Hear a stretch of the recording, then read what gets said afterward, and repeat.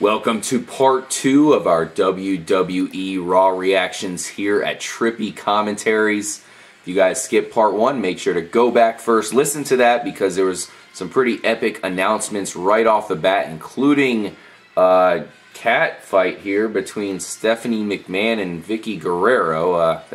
That was an interesting one. Call Vickie Guerrero a cat. Apparently she was calling herself a cougar. She had that cougar necklace on. I thought that was pretty funny. But let's not waste any more time, guys. Let's jump into it. I'm RJ, joined by Kyle. What's going on, everybody? Retro Brett. Yo, yo. Live from our nation's capital is Corey. Checking in from the capital city, boys. Let's jump right in. Let's do this. All right, guys.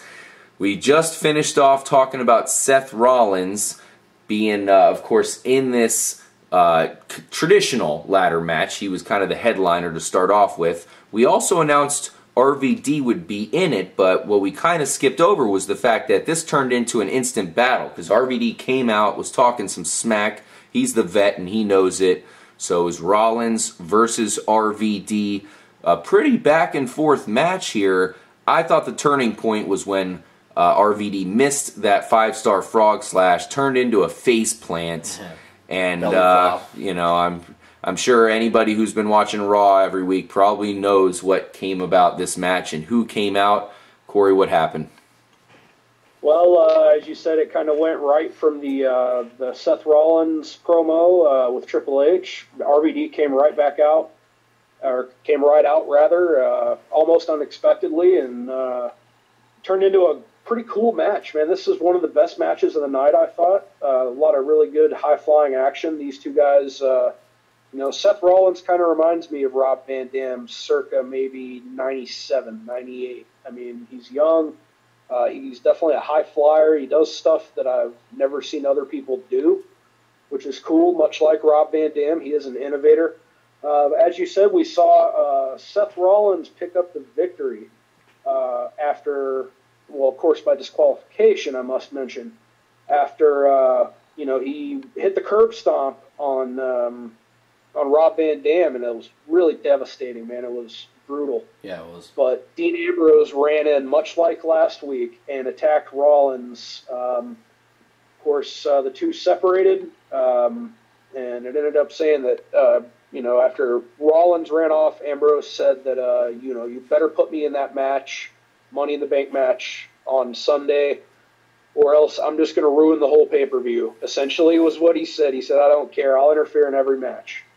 And, of course, then after a commercial, we saw Seth Rollins say, I got this. You got to put Dean Ambrose in there. I'll take care of him. And, of course, Triple H added Dean Ambrose to that big traditional Money in the Bank ladder match at the pay-per-view, which is huge. That definitely adds a whole other angle. It really adds, you know, after a couple of those entrants I was a little bit disappointed with. I mean, Swagger, Kofi's, you know, a great high flyer, as is Rollins. Dolph Ziggler's a bump machine. I mean, that guy can bounce around the ring like no one else. Rob Van Dam's getting up there in age, you know, but he can still go.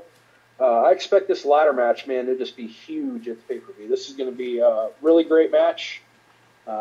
Hopefully Seth Rollins can live up to his end of the deal, or else Triple H, as he said, it's going to be on you, basically.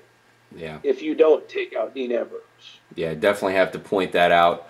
I thought Dean Ambrose did a great job acting like a crazy, psychotic madman and assuring that he would get himself in the match. So much so that Rollins actually was the one who convinced Triple H to let him in there.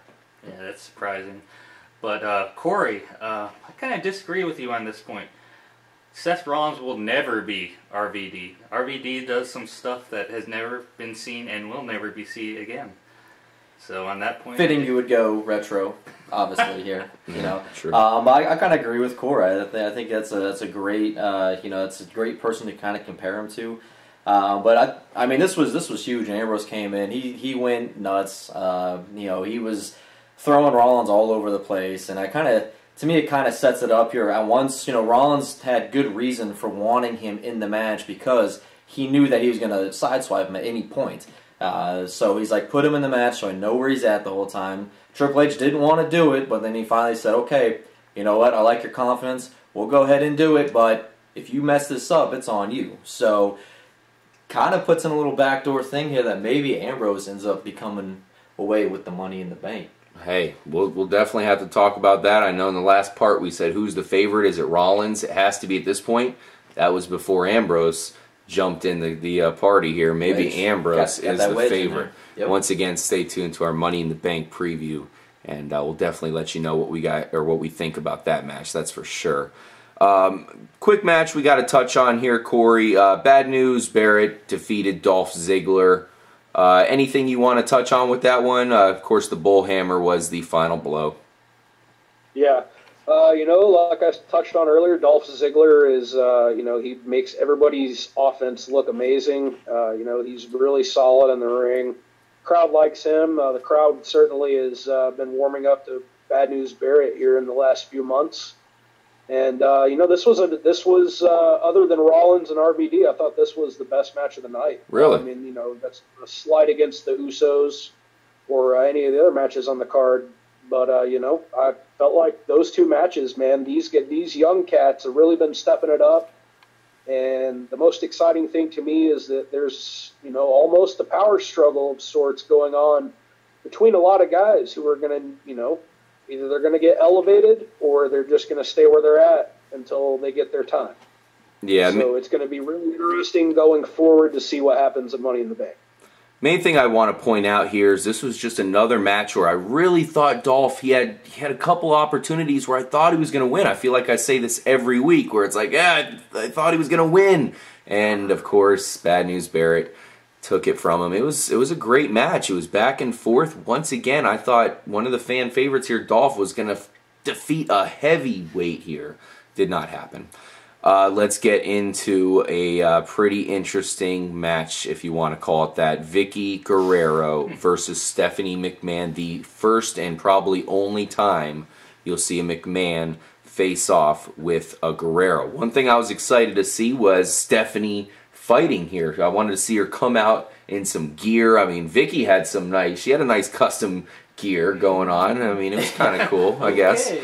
But Stephanie didn't come out in anything. She came out in her normal attire. High dress. And she pointed out a tub of, I don't even want to speculate. Corey, break it down, man. Oh, man. I'm not sure what it was supposed to be implied to be. They, of course, said that it stinks terribly. Stephanie McMahon, after she came out second in the dress, Vickie Guerrero was in the ring. Stephanie said, well, the match isn't up there in the ring. It's over here. And it showed us a giant, disgusting vat of brown liquid of some sort. I don't know if it was supposed to be poop or vomit or, I don't know, sewage. Who knows? But it ended up being that Stephanie McMahon had Layla, Rosa Mendez, and Alicia Fox all come and do her dirty work, drag Vickie Guerrero out. Vickie conquered the first two there. She ended up, or actually all three of them. All three of the Layla, Rosa, and Alicia went into the poop water, whatever the hell it was. And then Stephanie ran up with a devastating Harley race running a high knee. I mean, it's the same move that Triple H uses. It was almost kind of funny. And, of course, Vickie went head first right into the poop water, thus sealing her fate with the WWE. She was fired. But before she left, she made sure that Stephanie McMahon also took a swim in the poop water. Kyle, this was, this was a TV segment that rivaled probably, the greatest shows in modern television history. The Sopranos, The Wire, Dexter, I mean, this is real 5-star stuff, Kyle. Can you add any of your thoughts on this? I thought this was horrible, but whatever. Cool way to send out Vickie Guerrero. I guess that's what they wanted to do, a little gimmick to send her off. I mean, obviously, we knew that Stephanie was going to end up going in the shit water when she turned around and stands right in front of it and starts singing her little song. But it was good to see her go in and kind of act like a little spoiled rotten bitch when she came out. So, yeah, it was fitting, but... Yeah, I don't know about that. I don't know if it's topping Breaking Bad for me on on TV. Maybe a little bit more comparable to the Seinfeld finale. Maybe like perhaps. Roseanne. I was kind of digging Stephanie in that dress there. Yeah, I thought I was kind of warming up to her. I was hoping she's going to come out like RJ said, in her gear, you know. Yeah. That would be better, but... Oh, well. I thought she's improving her "You're fired," of course, the classic Vince McMahon saying, and I think she's getting better. I give her I give her an 8 out of 10. Where Vince is a 10 plus. Maybe she could build up to her father's status one of these days. That might be the last we see of old Vickie Guerrero. Who cares? Yeah. Let's move on. on. Jack Swagger defeated Kofi Kingston. Let's quickly touch on this one, Corey. What'd you think about it? Both of these guys have been kind of stagnant. I'm really a big fan of Kofi Kingston as well as Jack Swagger. These two guys have a nice blend of styles. If I'm not mistaken, they were in FCW, the developmental territory that they had in Tampa years ago, together. So I'm sure they've worked together many times. Swagger got the upper hand here. Of course, both these guys will be in the Money in the Bank match for the contract. I expect to see, the same out of these guys. These guys are kind of in a sink or swim position, both of them. They started off hot and, haven't really capitalized and moved up. So we'll see what happens with that. Yeah. All right. This was a pretty interesting situation here because we talked about Rusev earlier. Perhaps we have a challenger here. Big E came out facing off with Damian Sandow. This time dressed as Abe Lincoln. So right off the bat, I think we all had the the red flag up here saying, what the hell's going on? Is this just a Big E destroying Damian Sandow section? Pretty much. Yeah. I figured it would kind of result in Rusev coming out, and sure enough, that's exactly what happened. Big E did not take none too kindly to Rusev's bashing of our nation's capital. And Big E's finally taking a stand. Someone is finally taking a stand to Rusev here, Kyle. Well, we saw Pastor Big E come out. He did his whole little speech. He was getting worked up, trying to get the people, rallying around the U.S.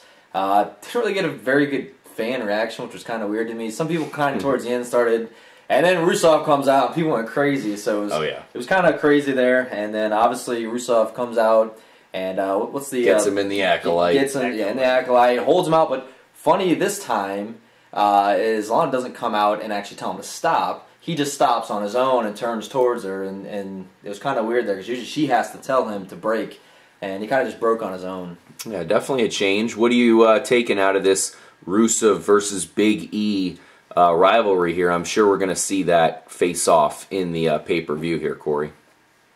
Yeah, I'm fairly certain of that. We'll see that added probably on SmackDown or maybe main event, one of the later shows in the week.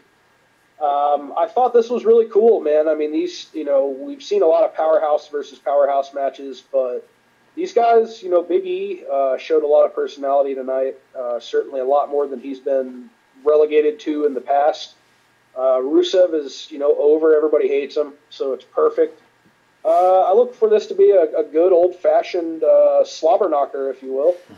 And, time will tell who ends up getting the victory. I believe last time Rusev came up, so maybe we'll see Big E get the victory and perhaps a rubber match at one of the next pay-per-views coming up. Now, Retro, I know you've been, of course, clamoring for a big-time participant in a matchup with Rusev. We've seen Big E challenge Rusev before. What do you think about this event here? Well, I think this time it's actually going to be more of a match. I think the reason Big E didn't get that much of a crowd reaction tonight was I felt he was kind of stale on the mic. He just said what he was going to say. He didn't have any really emotion or anything. But I have a very interesting prediction for Money in the Bank that I will lay on you in the next segment. Okay, in our Money in the Bank preview, definitely looking forward to your prediction, Retro Brett. Sometimes you give crazy predictions and it's like, what the hell is this guy talking about? And then it comes true, so definitely always interested to hear the knowledge coming from Retro Brett. The last match we have to talk about here, I wasn't too excited about a 4-on-3 handicap match. Basically, we had the heels in this championship ladder match going against the good guys, so to speak. I thought Roman Reigns looked like a monster. He was the most destructive guy in there. What did you think about this one, Corey? It had a lot of star power, that's for sure. It was a good way to get all these guys in the ring together and let them get used to the pay-per-view. I'm sure these guys are all going to be working together on the house show circuit, at the arenas, the live shows leading up this week to the pay-per-view. It had the typical cool sequence of, everybody hits finishers and then another guy hits a finisher. Of course, we ended up seeing Sheamus nail Cesaro with a brogue kick to get the pin. And as soon as, the bell rang, basically we saw the pyro shoot off and Kane come down to the ring. And, it was kind of a tense standoff for a moment. And Triple H said Kane is going to be the 8th participant in the WWE title ladder match this Sunday, which is going to be huge.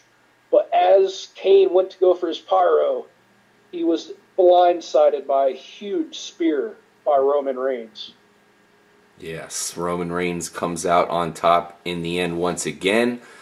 So is that a possible hint to who's going to come out on top in this pay-per-view match? It could go a lot of ways. A lot of people would like to see this man right here, Bray Wyatt, take it. Especially, we talked about it earlier, especially with his followers possibly coming out with a tag team. It would make sense for him to get the championship. Obviously, I'm a fan of Sheamus. I really felt like Sheamus has a good chance at winning this, but that was before Roman Reigns was added in. And now we have Kane. We speculated a couple weeks back, how is Kane going to fall into this? Because they can't leave him out. Yeah. Well, here's our answer. He actually has a storyline these days. Yeah. Instead of just doing whatever. Now, what'd you think about that addition? Are you excited to see Kane part of that? Oh, I'm definitely excited. I think he's one of the bigger, both popularity and physical stature superstars these days. Yeah. And I think that'll be a great match, and it's up in the air. But we'll get to more about that in the next segment. Yep. Corey, what did you think about the addition of Kane? Definitely, like I said, it rounds out the field. Traditionally, we've seen 6 and 8-man Money in the Bank ladder matches. Of course, this being for the WWE title. We see all 8 men: Cena, Orton, Alberto Del Rio, Cesaro, Roman Reigns, Sheamus, Bray Wyatt, and Kane, all in this match. Guys, you have to stay tuned for our Money in the Bank preview. Okay. I have a absolutely insane, trippy theory about what may happen, the fate of the WWE title, after all is said and done at Money in the Bank this Sunday. Really? Well, Corey, another guy very good at predicting things. I remember he predicted Daniel Bryan would come out with the championship long before everybody else started to feel it coming. So we'll see what Corey thinks about this huge match. This is an epic match. I'm very much looking forward to this Money in the Bank event, especially because we're going to have 2 ladder matches. And as we've mentioned, the main event is completely star-studded, with the exception of Alberto Del Rio. Everybody else has a chance at winning this thing. You can't count anybody out. John Cena, hell, even Randy Orton. Maybe it's time for him to get the title back. I ain't seeing it. Kane, Kyle, you like that? Oh, I love it. Anytime you can get another huge monster inside that ring in a ladder match, it just adds to the excitement. So definitely can't wait for it, and we're definitely going to break it down here in the next episode. Thank you guys so much for joining us for another episode of WWE Raw Reactions. Remember that we'll be here for you every single Tuesday recapping the events of WWE, and we'll see you in the... What the hell's going on? Oh no! You're gonna sneak up on me like that, punk? It's going down next Sunday. Oh, jeez. Well, unfortunately, Kyle just got Retro Brett with a tombstone pile driver. And bring out the stretchers, guys. Bring out the stretchers. All right. Well, everybody, we'll see you in the Money in the Bank preview. Thanks again for dropping your knowledge, Corey. We'll see you in the preview. Stay tuned, guys, and stay trippy.